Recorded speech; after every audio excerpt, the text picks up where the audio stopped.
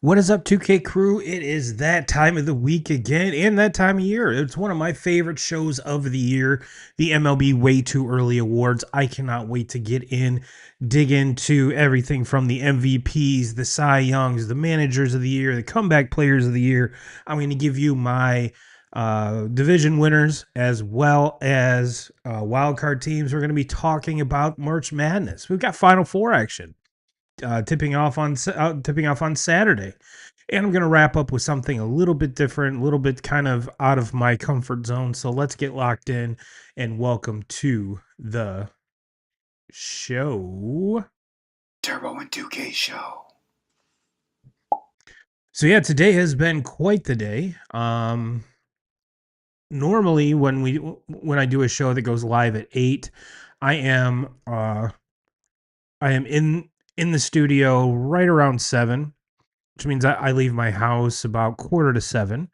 And tonight, about that time, we had a tornado warning. So instead of coming into the studio, I hung out with the fam to make sure everything was going to be okay, especially in the wake of what happened a couple weeks ago in Three Rivers, which for those of you that don't know is extremely close to where I am right now, and just wanted to make sure everything was okay. And thankfully, everything did go a-okay. It just kind of pushed stuff back. So for those of you that are watching live over on Facebook, over on YouTube, over on Twitter, thank you so much. I know the start time for this was rather goofy. Like I said, normally we go live. I go live at 8. I did tentatively push it back to 8:30, but it was closer to 8. Yeah, it's just now quarter after. So uh, not the best planning on my part, but I figured what the hell. Tonight's already been a weird, odd night. So let's just keep it rolling. Let's get going with it. And like I said, this is one of my favorite shows because not only do we take a little deep dive into the MLB awards, but the division winners, the wild card winners. I'm not going to go too deep into as far as giving you my World Series pick quite yet, because that is extremely early. We're 6 games into the season. There's some fan bases that are just like, we're done. We're done. This sucks. A lot of fans of this, my Red Sox, are like, what in the world is going on? Why? How can this team be this bad? And tomorrow's the home opener. And I think that's going to be this Red Sox team is a way better team than 1-5. We'll get into that, but there's a lot of fan bases around the league that are extremely happy. We're going to get into that. I've got power rankings and updated power rankings after the first week of the season. So without further ado, let's jump into some news. And I think the batteries in my mouse are going dead. So this is going to be fun. All right, let's start out with some news and some good news, especially in my neck of the woods. This is from Barstool Irish. Notre Dame and Michigan are planning to reinstate their football series as early as the 2027 season. Man, we missed this rivalry. Good to see it coming back sooner than expected. Please check the calendar. Now, this one here, 2K Crew, this one hits very close to home because growing up, especially in Marcellus, it's a weird mix of fan bases, especially when it comes to college football. There's a lot of Michigan fans just because we are in Michigan. There's a lot of Michigan State fans because they are actual alums and because of all the farming and all the animal science and everything else that these folks graduate Michigan State from. And then there's a lot of Notre Dame fans just because we're in closer proximity of South Bend than we are Ann Arbor. So there's a very harsh line drawn in the sand. Now you venture a little ways southwest to Dowagiac, and you see more of the Notre Dame faithful. And then you go even further into to Niles, which Niles butts right up to South Bend. So it is geographically closer for a person to travel from Marcellus to Notre Dame to watch a game than it is from Marcellus to Ann Arbor.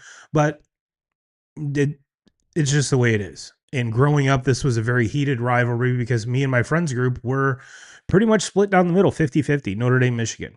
And this, what even made it even cooler is that this game usually happened either the second or third week of the season. So that fell right on one of my, either prior to my birthday on the weekend or after. So it was always right around my birthday, which made it even more special. Even, once I became an adult and um, could watch these games at a bar with, with friends and everything else, especially in college, that became rather special. So it was always one of those things that we were bummed out that this rivalry couldn't continue, and this is awesome. Like I thoroughly hope so that this is actually we can actually schedule this as early as 2027, because I think both teams are going to be primed to make college football playoff runs in not only this year but next year and for many years to come. So to get that rivalry started again when both programs are kind of hitting on all cylinders is magical. Now, excuse me, we have seen during the rivalry some teams be, one team be up, the other team be down. But right now, the health of the program, you got the whole new regime there in Michigan, and what Marcus Freeman has cooking down in South Bend. That I think this would be the perfect time to reintroduce not only to the fan bases but to college football yet again for this rivalry to reignite. And I, for one, am all about it. So with that being said, let's continue on the good news. Let's continue on the good news. This is from Ari Miroff. Excuse me. The NFL will no longer have multiple Monday night football games at the same time after experiencing or experimenting with that in recent years, per NFL executive Hans Schroeder. Those extra games will be placed elsewhere on the schedule, including a potential Thanksgiving Eve game. We did it, 2K crew. We did it. Our pushback, at least I know I'm not the only one. I'm maybe I'm which obviously I'm not, because there's a lot more people that were complaining about this that agreed with me than not, because if there weren't people that weren't happy, the NFL would have just kept it status quo and had two games on Monday night. Now, it does suck when there's one game and the one game is completely terrible. If you do have two games, if the first game's terrible, you can always flip over to the second and vice versa. But Monday Night Football used to be like the creme de la creme. Yes, you had Sunday when there was, especially going back to when I was a kid, that Sunday was all the games. Excuse me. We didn't have regular Thursday night until after, Thanksgiving and beyond. So it was Sunday, and then that one game that stood on a pedestal on Monday. And I can see what the NFL was trying to do to try to give people more options to having multiple games on Monday, but it took away from, I don't want to call it the pomp and circumstance, but just the overall like glitz and glamour. You and another team were playing on your own. You're the only game in town, the only game that night. And does it matter that you shared it with one other game? In my opinion, yeah, because and I know a lot of us do have like YouTube TV where we can go split screen, but it's still not the same. Still not the same. And I, for one, I really like the Manning cast. And when you had the Dooley Monday night games, that just added into kind of the craziness, kind of the I don't know, just the busyness of the whole thing. And I don't remember, I with the Manning cast, there had to be um they had to do that when they were doing two games, right? I'm almost positive. So it's not like when there was two games, two Monday night games, and without a Manning cast. I don't think that was the case. But either way, we we beat them. Our voices were heard. We complained enough to where we got this change, and I, for one, am ecstatic. I'm ecstatic. I like the one game on Monday night. I thoroughly enjoy it. Whether it's a clunker, whether it's a nail biter, I really don't care. It's just the fact that it's Monday night football. Monday night football is one game, and I'm glad we're getting back to that. And maybe I'm reaching my old man, get off my lawn stage, but I'm a creature of habit. I'm a creature of habit, and I when it comes to stuff like that, I kind of like it to be the same. Kind of like it to be the same. Now there's the next few here are going to be some cool stuff. It's not really news. It's more FYI, if you will, more anniversaries. So I thought they were cool, so I figured I would share them. This is from ESPN Insights. On this day, which was today, on this day in 2001, Ichiro Suzuki made his MLB debut, becoming the first Japanese-born position player to play in an MLB regular season game. He would go on to complete a rookie season for the history books. MVP and Rookie of the Year in the same season, first of 10 straight Gold Glove Awards, first of 10 straight All-Star Game selections, won the AL batting title with a .350 batting average, one of 2 career batting titles, claimed his first of 3 Silver Slugger Awards, led all MLB with 242 hits and 56 stolen bases. Mariners won 116 games, tying the Major League record for most wins by a club in a single season. That right there is just amazing. And I think that, and I'm just speaking from myself here, because I'm almost positive that this, whether it was the same day or the start of the season, that was the same season that Albert Pujols made his major league debut. Don't quote me on that, but I'm almost positive. But when we start talking about like the echelon of hitters, Ichiro I think is kind of forgotten. And yes, he isn't the home run hitter, hit for power, but as far as just hits in general, batting average, was an amazing fielder, had a cannon for an arm, just an overall 5-tool. Well, not really 5-tool because like I said, he didn't really hit for power, but just one of the best all around baseball players that we've seen in quite some time. And I think he gets overshadowed by a lot of the other guys in that realm in that time frame. And I honestly think a lot of it has to do with, it's not because he's Japanese. It was because he came in, even though he put up a lot of good record-setting numbers his rookie year. But let's be honest, the dude wasn't a rookie. He'd been playing professional baseball in Japan for many years prior to that. And if you added his major league hits combined with his Japanese hits, he would be the all-time hit leader. He would far surpass Pete Rose. So I really wish we could have seen Ichiro as a rookie, making his first professional start in the major leagues. And I think we would look at him in a whole different light. And he's one of those guys where I'm not going to say I was the biggest Ichiro fan while his career is going on, but I guarantee if you're a Mariners fan, you love that guy. When he went to the Yankees, you love that guy. Just because that he was a baller. That's all he did was hit and field and throw and play baseball the way it should be played. Now, would he be that effective in this day and age? I think yes. Again, the power numbers still wouldn't be there, but he'd be like a Luis Arias, but better because he's a way better fielder. But I just don't think he gets his flowers the way he should. So when I saw that, I was like, I have to share that tweet with you guys. Another one here. This is from yesterday, or yeah, 5 years ago today, which would have been yesterday. Miguel Cabrera hit his 350th home run as a Tiger in the snow. Now, I remember watching that game vividly. I did not remember it was his 350th career home run as a Tiger. I did not remember that part of it. But in normal Miggy fashion, goes opposite field in the snow for the home run. So just a rather cool reminder of what type of stuff happens in Detroit at their home opener.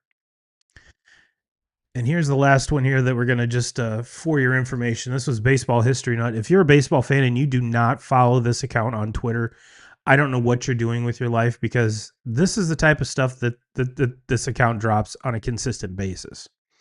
Barry Bonds walked 43.6 miles in his career. Let that sink in.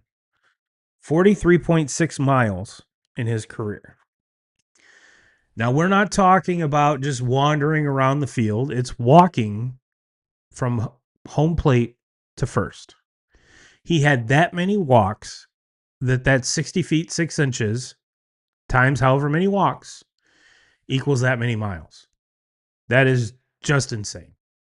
Considering you're doing it 60 feet, or excuse me, 90 feet, 60 feet, 6 inches to the mound or to the rubber. So 90 feet at a time. 90 feet times that many walks. And remember, there's 5,280 feet in a mile. Just kind of crazy if you think about it. Just kind of crazy. So that I do have some more news, but we're going to get to it more in the in the baseball realm here. Which, why not? Let's get into that as we do this. I'm going to do the baseball news, and then we'll get into my picks, and then we'll wrap up with some March Madness talk, and I'll give you my picks there as well. And like I said, I'm going to end on something little out of my comfort zone. So hang out for that.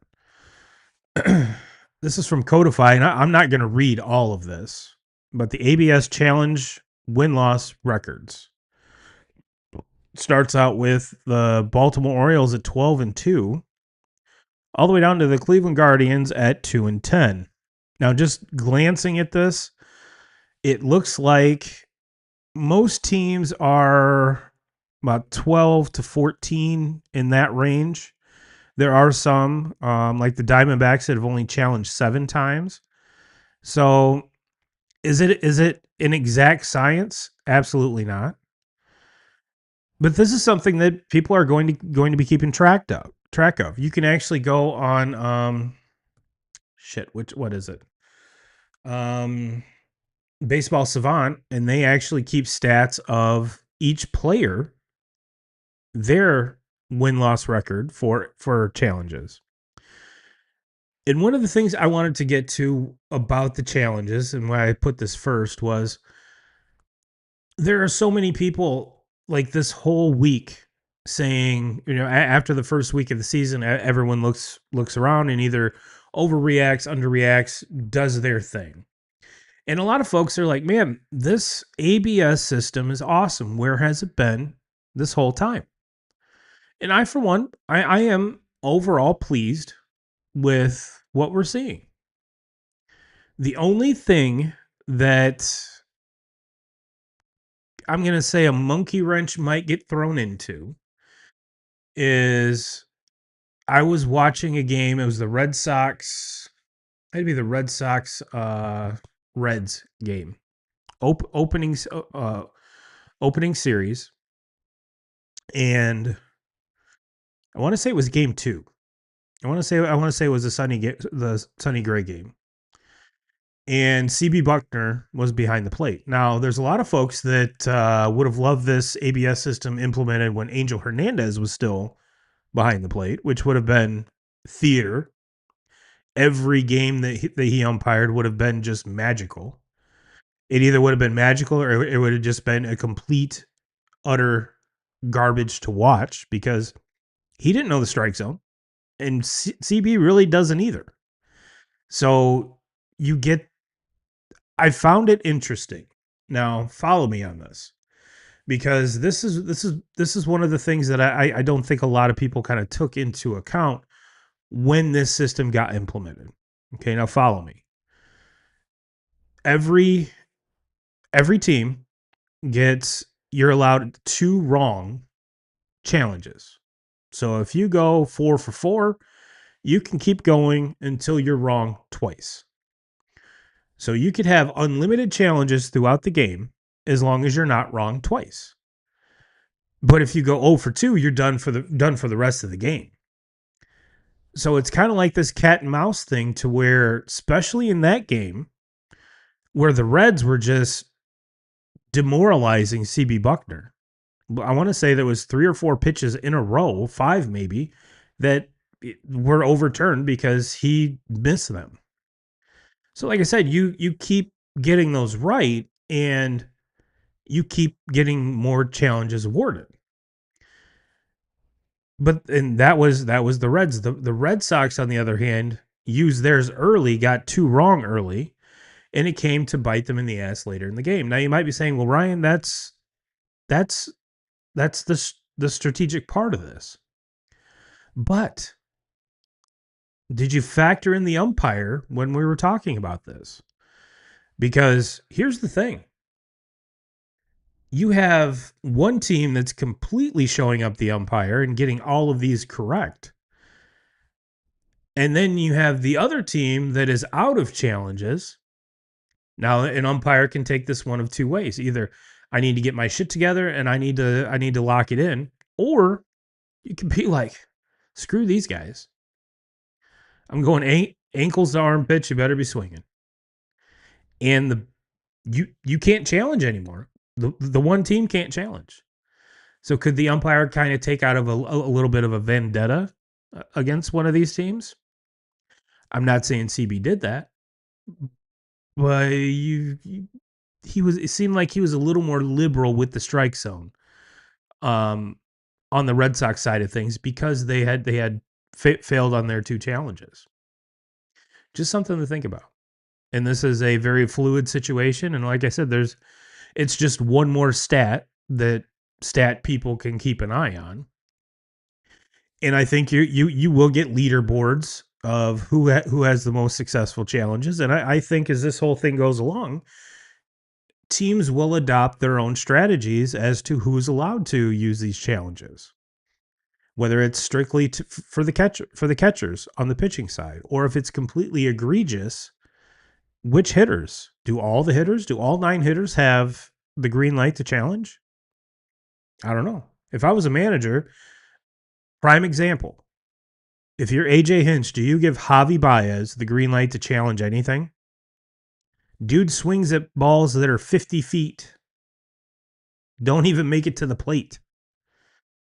So are you really going to have faith in that guy that he knows the strike zone, and would you let him challenge? Absolutely not. Absolutely not. But you get a good on the flip side, Aaron Boone probably has the utmost faith in Aaron Judge that he can challenge any pitch that he wants, and be right or wrong, because he's Aaron Judge and he's earned that. So I think it's going to be interesting to see. And we've seen games end on this.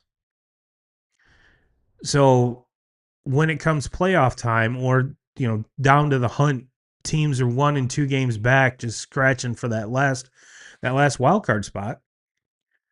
How are these going to be used?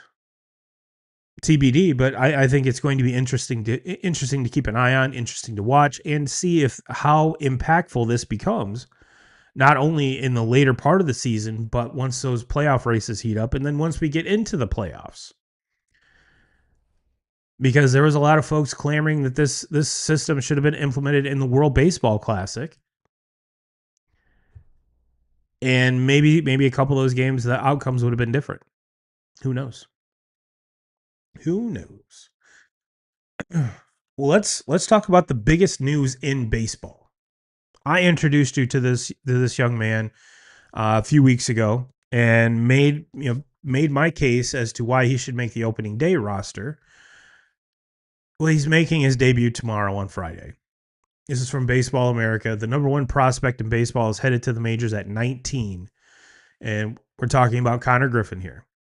And he's doing it in one of the best minor league hitting resumes we've seen in years. He's hitting 336 in my MILB.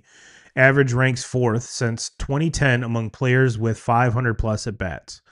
Their names, the names around him: Vladimir Guerrero, 348, Brandon Belt, 347, Adam Eaton, 338. That's the company.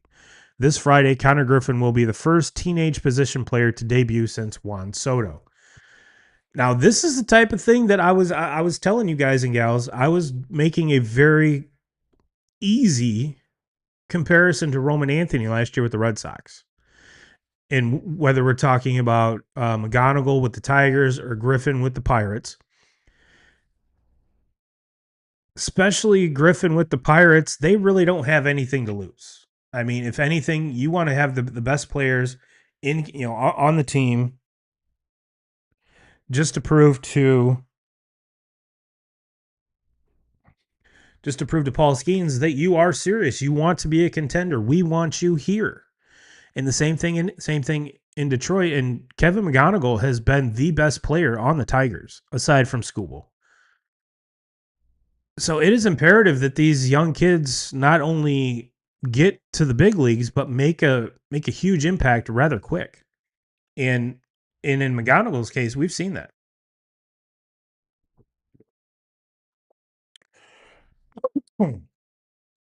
We've seen that. And we'll touch on him here in a little bit. But let's just see let's keep on this Griffin train here. This is from Sarah Langs. Connor Griffin will be the first teenage position player in an MLB game since 2018 Juan Soto. First teenage position player in a game within his team's first 7 games of a season since 1999, Adrian Beltre. Youngest 19 years, 344-day position player in a game within his team's first 7 games of a season since 1997, Andrew Jones. That's some pretty good company. I mean, if you just put Connor Griffin in a category with Juan Soto, Adrian Beltre, and Andrew Jones, it's pretty legit.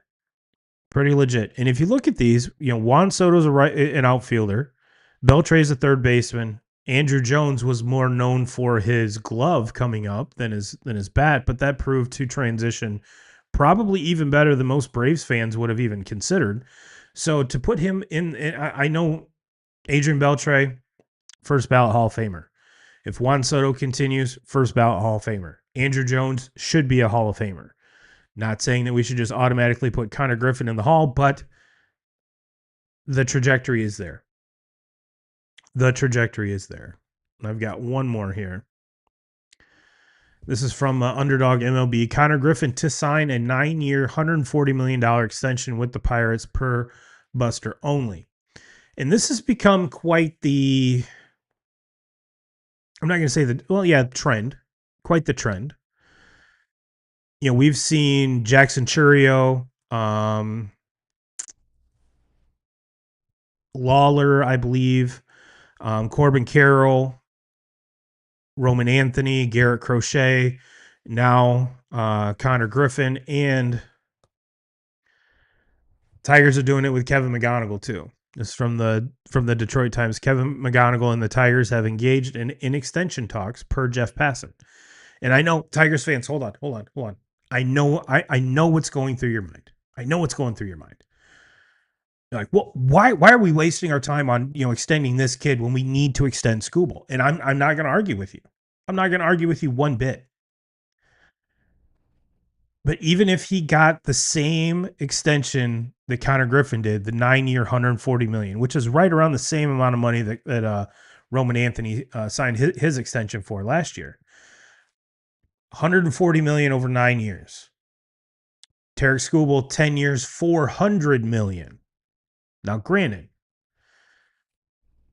very different in age, very different money, and you're paying a kid that's going to be playing every day, not just once every 5th day. So priority-wise, I get it. Skubal has already started defending his 2-time Cy Young status in awesome fashion so far. And I think the Tigers botched that whole extension thing in the offseason. Whether the rumors were true that they were like $25 million a year difference or $250 million or whatever the difference was between their offer and what Scott Boras said that they would sign, and then just cut off any negotiations. How much of that is true? We don't know. And this trend seems to be more common and the reason I say that is once a player makes the major league roster, they have 6 years of control before excuse me, the team has to either sign them to an extension or just let them walk.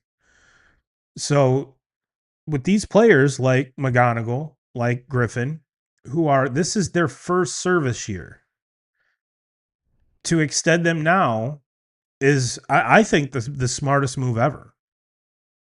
You're locking them in for 9 years. So essentially you're getting 3 years of his free agency, 6 years of his arbitration plus 3 years. And teams are doing this year in particular because they have no idea what's going to happen after the 2027 season and beyond when the collective bargaining agreement hopefully gets renegotiated. So we have no idea what any of that's going to look like. So 9 years, 140 is a pretty damn good bet and a pretty cheap bet, if you ask me, on a player like Connor Griffin. And I have a very good feeling McGonigal is going to get something very, very similar if indeed they are in extension talks, which the way he started out the season, I would be, if I were the Tigers brass, I would be doing that same thing. Let's lock this kid up. I want him to be here for a very long time. And you're kind of getting a discount from the player because you're buying out all of the arbitration years. You're giving them a little bit of a raise in that aspect. And then kind of in on year 7, 8, and 9, you're getting the kind of a discount. So you're overpaying at the front, getting a discount on the end.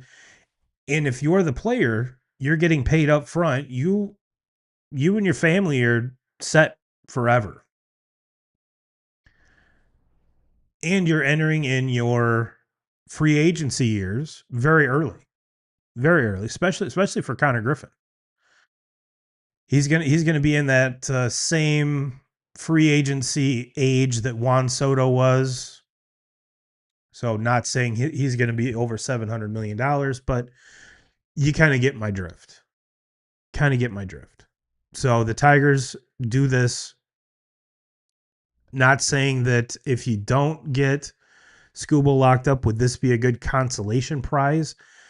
You will never live that down if Scooble's allowed to walk. It just you will never live that down from Tigers fans. So it's cool that you if you do lock up McGonigal, that's cool. But you got to pay your horse. And if the Tigers would have had this type of mentality around Scooble when back then when he came up, or even the year of his first Cy Young, I think Tigers fans would be a lot happier, and I ultimately think Scooble would too. So I like that teams are doing this. I like that. I really really like that the fact that younger players are getting the nod and making the major league team earlier and earlier. I really like that, and it's happening for fan bases that much need a spark. If McGonigal is not on the Tigers right now, the Tigers probably haven't won a game.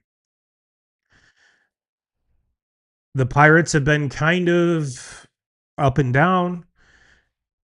This if Connor Griffin gets to get on Friday, if he hits the ground running, this could rejuvenate a whole team, a whole season, and we could see a drastic improvement in what's going on in Pittsburgh. Now, speaking of Pittsburgh, or continue speaking about Pittsburgh, this is from Underdog. Paul Skeens ERA following each game. Game 1, 67.5. Game 2, 9.53. Skeens needs to pitch 22 and two-thirds consecutive scoreless innings to get his season ERA under 2. Everyone calm down. I know we're all curious to see if Skeens can keep his sub two ERA streak alive for year 3. Is it going to make or break his Hall of Fame career if he goes, 3-1 this year? No. In the first start of probably 30 that he made, he shit down his leg. There's no other way to describe it. Well, he didn't really. O'Neal Cruz did in center field, which led to a bunch of runs that led to a 67.5 ERA. Paul Skeens is going to be fine. Paul Skeens is going to be fine.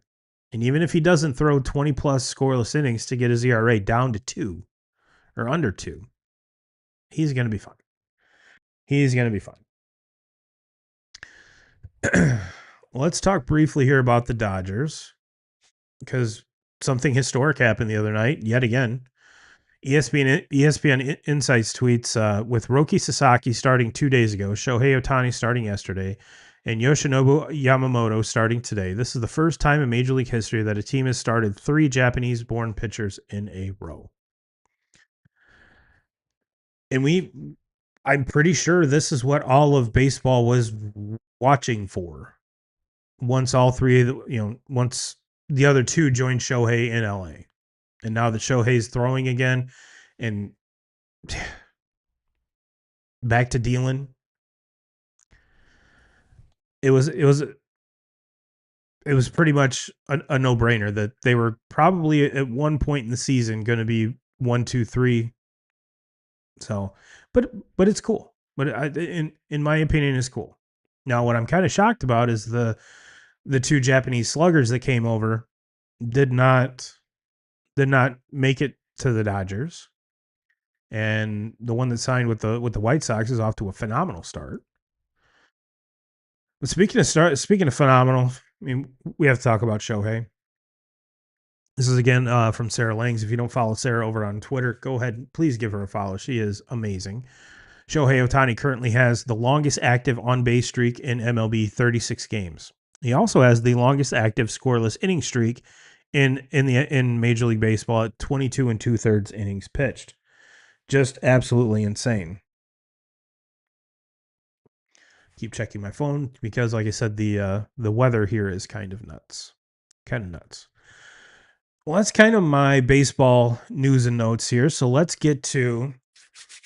Wish I had some cool music, some transition as to the way too early MLB awards. Way too early MLB awards. And I think you're going to see a lot of repeat award winners here. But there's also going to be some new ones.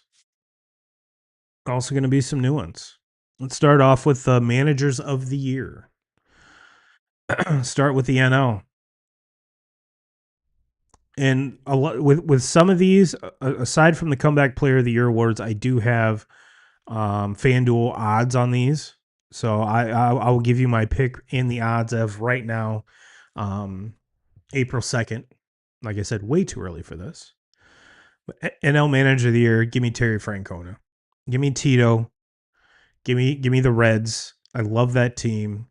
I don't think they make the playoffs this year, but I think they make a drastic improvement. The pitching is going to be, they have to get Hunter Green and all those other pitchers healthy, but I think this team could really make some noise. Give me Tito, NL Manager of the Year. Over on the AL, call me a homer. No, I'm not picking Alex Cora. I'm picking the other homer. Give me AJ Hinch. And how AJ Hinch is 9 plus 950 is absolutely blows my mind. Blows my mind. So for a value pick, plus 950, give me AJ Hinch.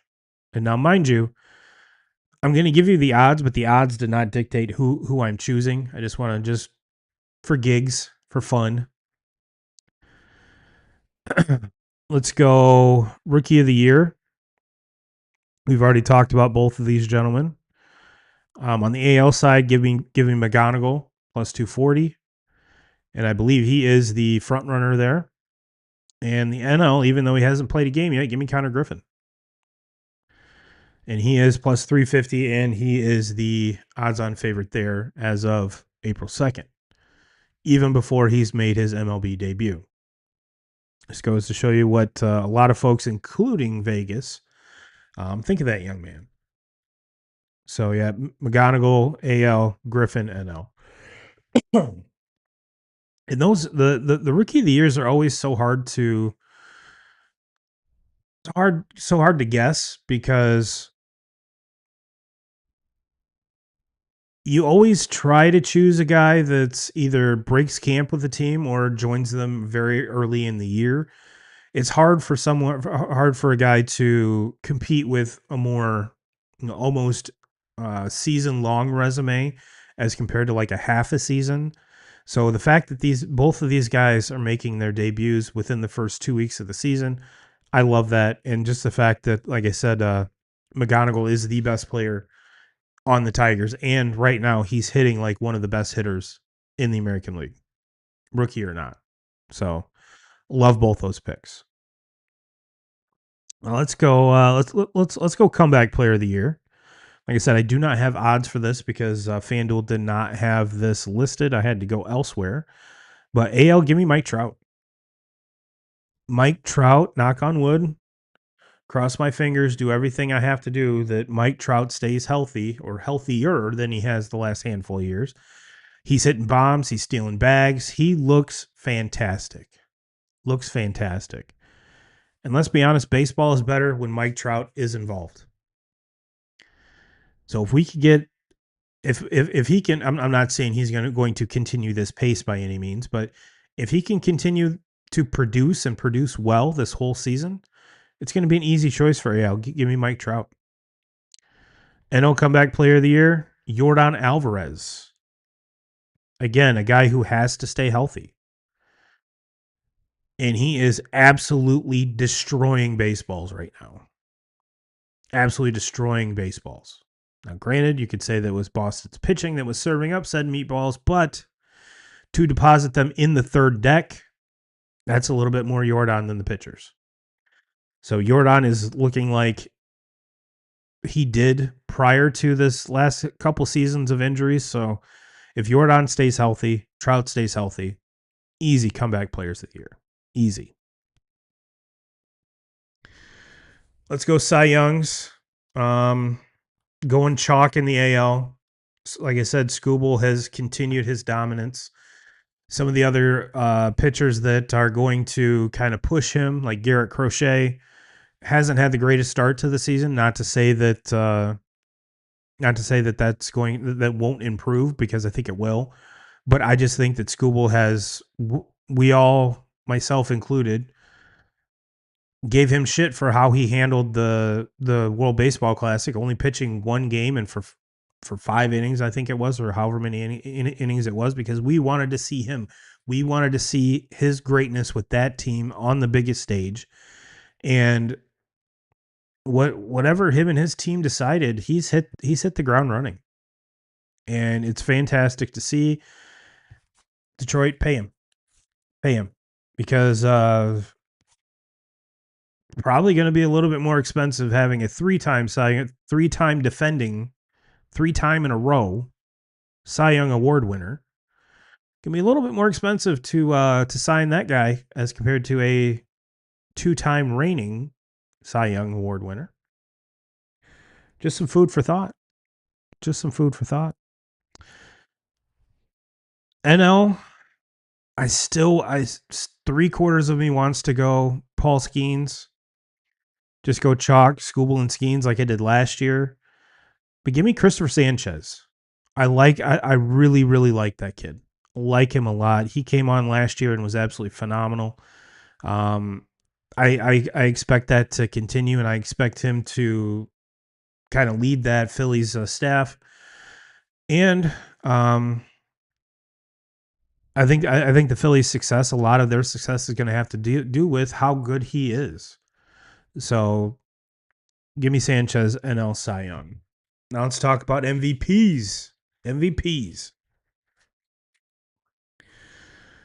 I'll give me Shohei. I mean, we've already glazed him. He's one of the best pitchers in the NL. He's one of the best hitters in the NL. I think his reign of dominance continues in 2026. Now AL. I think most of you are thinking, oh, he's going Judge, he's going chalk. Nope. Give me Bobby Witt Jr. I think this is Witt Jr.'s come out season. We saw him play extremely well in the World Baseball Classic. And I think he's going to help power the Royals into the playoffs. And I, for one, can't wait. He's you know, if you were to tell me or rank the top 3 players in all of Major League Baseball, you got Ohtani, you got Judge, and then you got Bobby Witt Jr. And I think this is the season that Judge puts up good numbers, but not MVP numbers. And I think Bobby Witt Jr. puts up MVP numbers where in the past he's put up very good numbers. So I think Judge takes a small step back, not saying that he's washed or anything like that. I'm just saying his MVP dominance in the AL takes a step back. Bobby Witt takes a step or 2 steps forward to overtake him. So yeah, give me Bobby Witt Jr. AL MVP. So let's go down the standings as they are right now, and then I will kind of give you my standings for each one of the divisions here.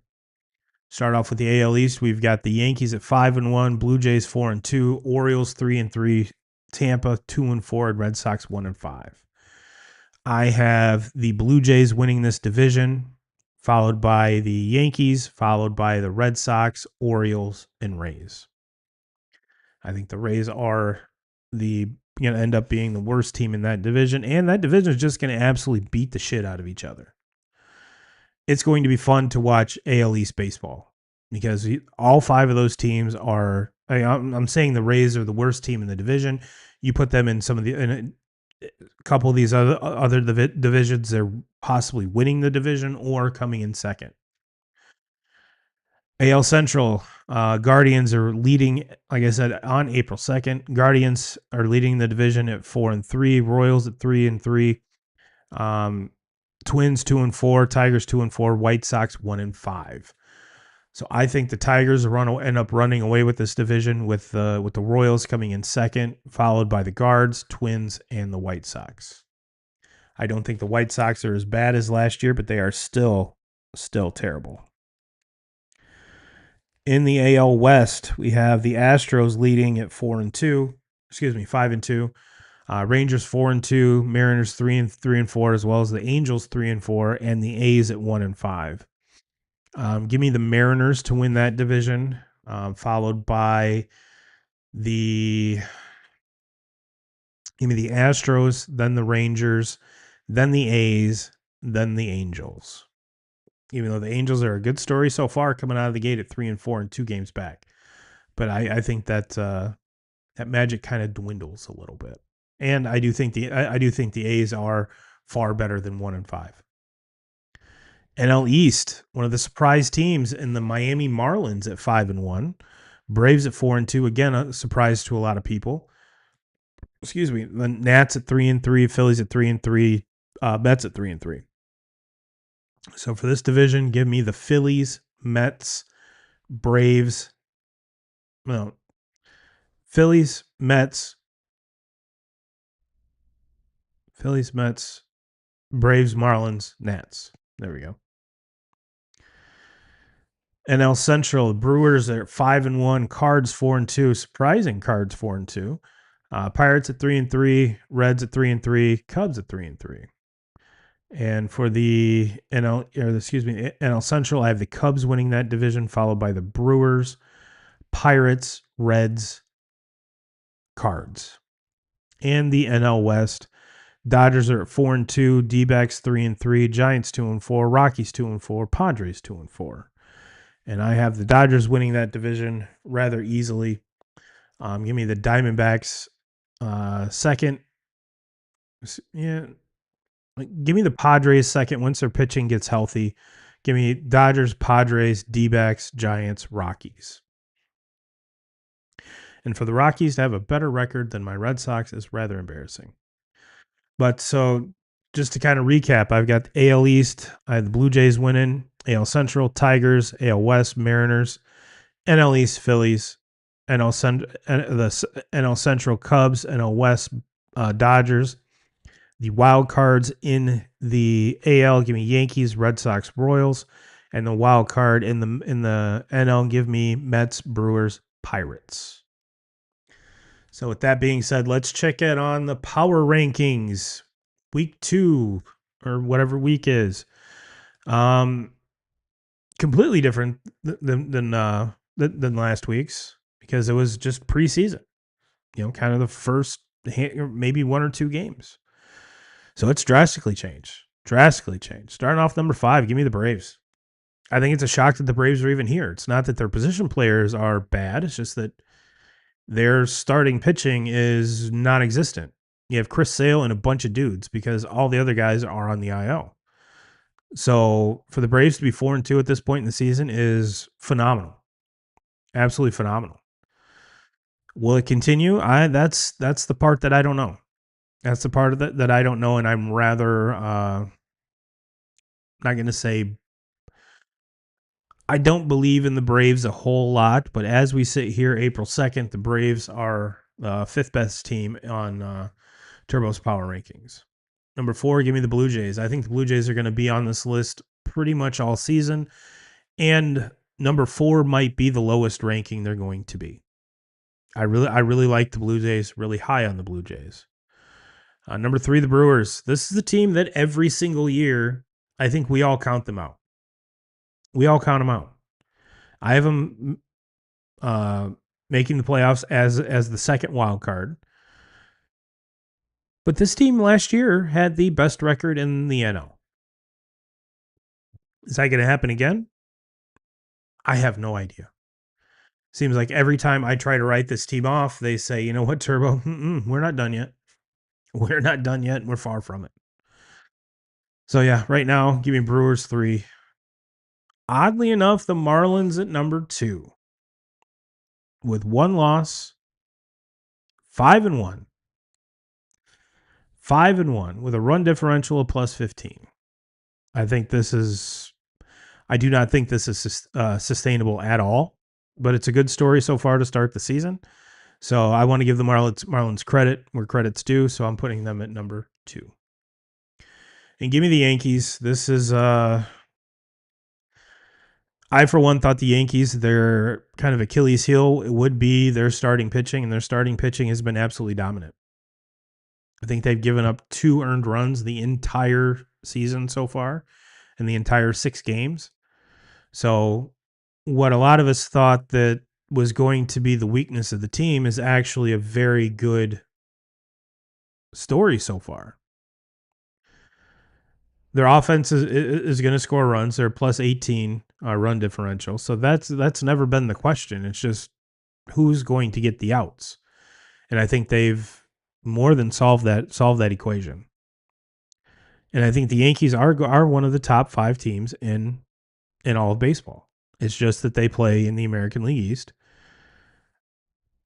And I foresee the Blue Jays being better than the Yankees top to bottom. And it's one of those, can Aaron Judge remain healthy all year? We've seen the last couple of years he can. So if he has another year where he's, primarily healthy, then the Yankees win-loss record should be healthy. And scary part about the Yankees is they don't even have Garrett Cole yet. So that's the power rankings. I think that's kind of all the baseball I had on track here. So let's talk some March Madness, shall we? Let's talk some March Madness. Now, I think every sports show has covered the UConn Duke game, so I'm not going to go into a whole lot of talk about that. I have no idea what this Crown tournament is with Stanford and West Virginia going on right now on Fox Sports 1. Have no clue. Is this kind of like teams that didn't make the NIT? Is the NIT still a thing? I don't know. But overall, this March Madness has thrown. I going into this, I didn't think that there would be much parity. I thought that the first, like the 1 and 2 seeds with a possible 3 being dominant, which is ultimately what we have here. But I had all 4 number 1 seeds going into the Final Four, and I know I wasn't alone. And it just goes to show you how great this tournament is and how amazing it is because there's teams. If you're, unless you're a Big Ten fan or an Illinois alum, you had no idea this team was going this far. And if you did, kudos to you, and you probably win in your bracket. But I think it's very cool. I think that the buzzer beater, what you could really consider a buzzer beater with UConn, um, going down in the annals of college basketball history. And I was listening to Rosillo, was it yesterday or day before? And he was talking about things especially in society, in 2026, how there's so many things dividing us as people, as a country. And he was talking about different things that, have forced separation between groups. And he said the one thing that you can always count on is Duke basketball losing in March Madness just brings people together. Yes, I know there's a lot of Duke fans out there, but there's far more Duke haters than Duke fans. So to have all that big of a group of people come together and celebrate doesn't happen that often. And I have to agree with him wholeheartedly. Wholeheartedly, I have to agree with him. And now I think too that, and this is just coming from my Duke hatred. I wasn't the biggest Coach K fan just because they were the best and they won all the time. And there's the old adage that you're a Duke fan, a Yankee fan, a Laker fan. They're all kind of wrapped up into one. I actually know a couple of these guys, and they've kind of got the whole fuckboy, label put on them. Not to say all of them. I'm just saying that I know a couple of them, and growing up, that they fit that description. So they just ride the teams that are winning and have won a lot. So now with Shire in there, I don't hate them as much. And I'm not saying that because Shire has lost twice in March Madness the last 2 years in kind of heartbreaking fashion, but or giving up big leads to lose that led to losses late in the tournament. But there's a different aura about it. I I don't know what it is. I don't know what it is. And maybe I'm on an island. Maybe I'm one of the only ones that want to go. I'm not saying I'm jumping on the Duke bandwagon. I just don't hate them as much. So to kick this off on Saturday, we have UConn, Illinois, and this one you could get it at Illinois favored at 1.5. I found it at Illinois minus 2.5. Give me UConn all day. After that performance that we saw on against Duke, yeah, even though Illinois has, their model is to get the European pros and make a run with them, give me UConn. I will give you the points. Probably even take UConn money line on this one. The other one, Arizona and Michigan. 8:45 tip. Both of these are on TBS or True TV. Michigan minus 1.5. Again, give me Arizona. I talked last week about how much I love this team. The only thing that scares me with this Arizona Michigan game is if Michigan makes over 10 threes, I think Michigan runs away with this game. If Michigan has a hard time getting threes to go in, this falls right into Arizona's hands. And Arizona is one of the few teams that can keep up with them scoring wise. So if Michigan goes through a cold snap, this Arizona team could take off and never look back. So yeah, give me UConn money line. Give me Arizona money line. Now, got some cool little tidbits about Coach Dan Hurley here. This is from Sam Block at the Block Spot. Dan Hurley went 25-6 at Wagner. Dan Hurley went 26-8 at Rhode Island. Dan Hurley is dominating at UConn. He's one of the greatest we've ever seen. Sam, I wholeheartedly agree with you. There are a lot of folks that do not agree with his coaching style, how loud he is. He yells. I'm not saying you have to agree with that. And if it's your child, if you don't want him to be coached like that, then don't go to UConn. But what Dan Hurley is doing is working.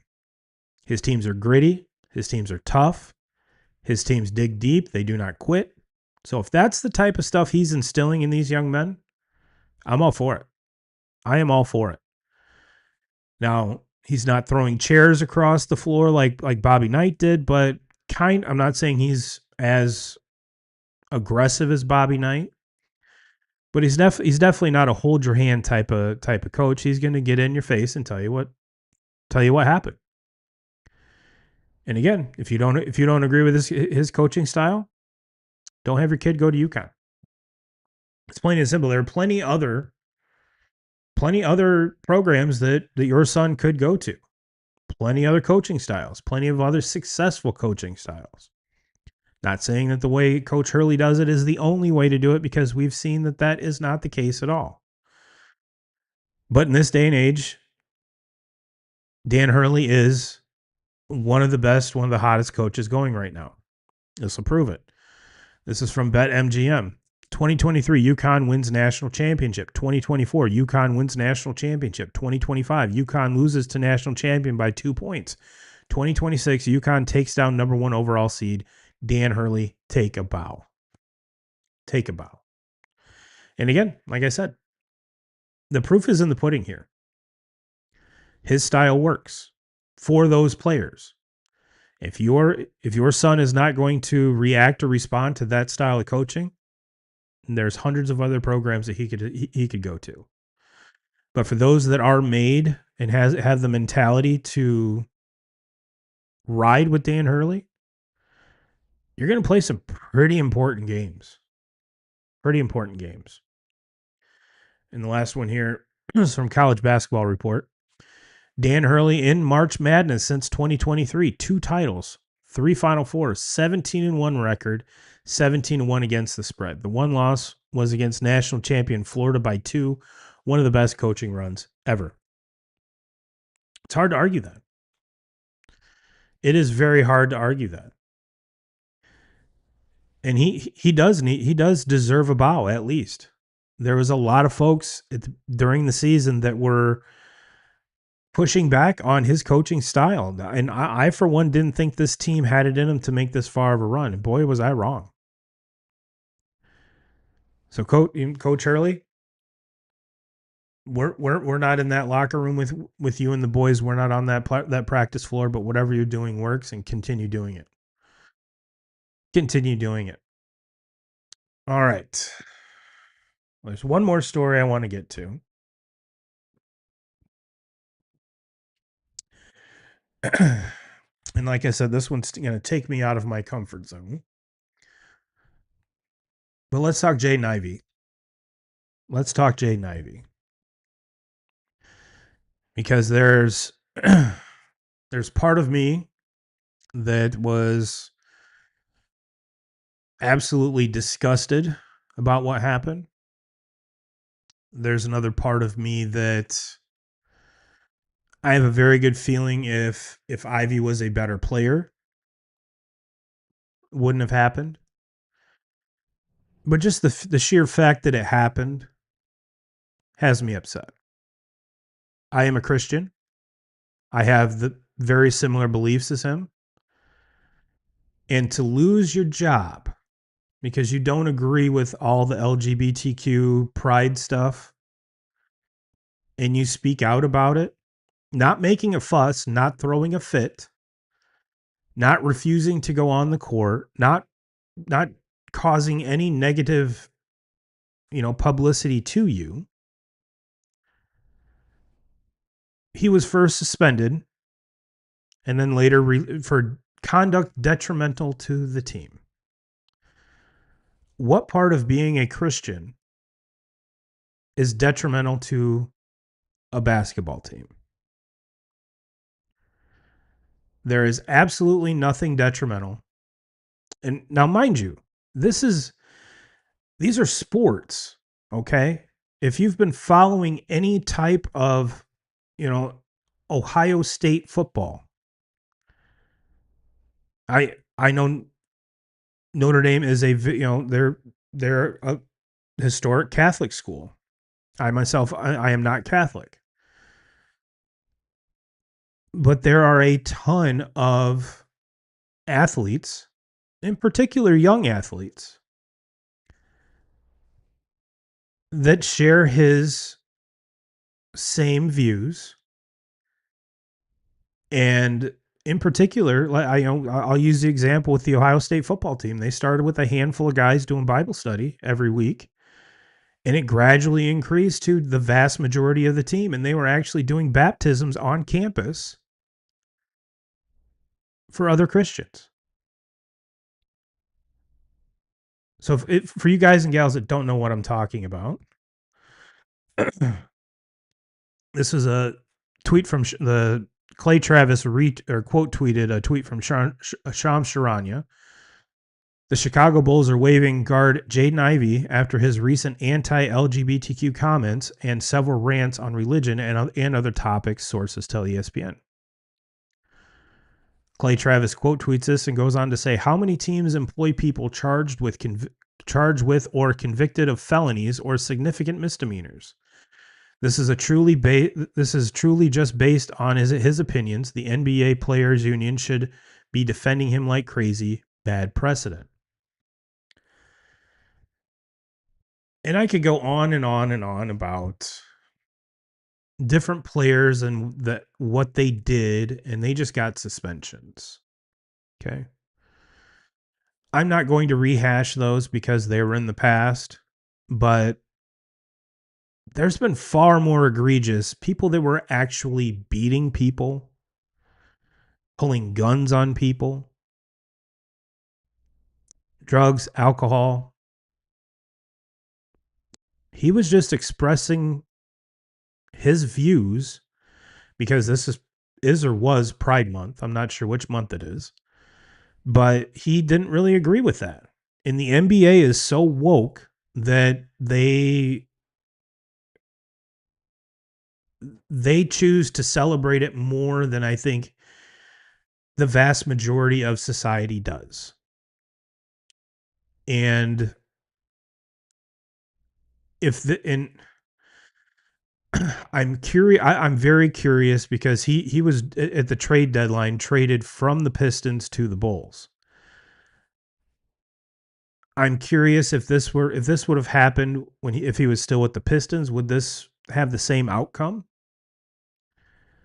Judging from the players' responses when he was at a Pistons game in the last couple days, where they were all dapping him up, giving him hugs, I highly doubt that. I highly doubt that. And there have been countless players, both NBA, NFL, you name it, from whatever sport that they play, sympathizing with him and agreeing with his views. And I mentioned Notre Dame, and that kind of ties into this because his mom is the head coach of the girls basketball team. Again, a very Catholic institution. Not saying that Mrs. Ivy is Catholic. I haven't dove that far into it. But as far as Christianity, I don't think the apple falls too far from the tree here, if I had to guess. I think their views are very similar. So the whole thing just irritated me. We live in a world where you're not supposed to be discriminated for things like this. And if a lot of people are like, well, if he would have just kept his mouth shut, he still would have had a job. And I don't think he really cared whether he's employed by the Bulls or not. And I'm curious to see if there's a team that's going to pick him up because he is a very good. He's not an upper echelon player, and I think a lot of people their feathers got ruffled because he challenges some of the better players that claim to be Christians, but he says they're not. I don't know. I haven't been around them. But there is one cool thing that came out of this. There is one cool thing that came out of this. This is from the leagues. Jaden Ivey's jersey has sold out. Over 20,000 Jaden Ivey jerseys were sold tonight after the news came out.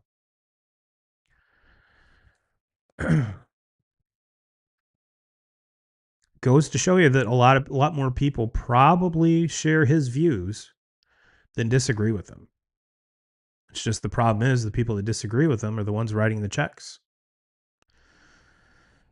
So, like I said, I normally don't talk about things like this because it is religion and it does sneak its way into politics, and I have my views, and this is not what this show is about. I'm not trying to force my views down anyone's throat. I'll share them on occasion like this, but I really don't. I try to make it more about sports than about current events, if you will. But when the current events cross into sports like this, especially when it irritates me this much, I have to get it off my chest.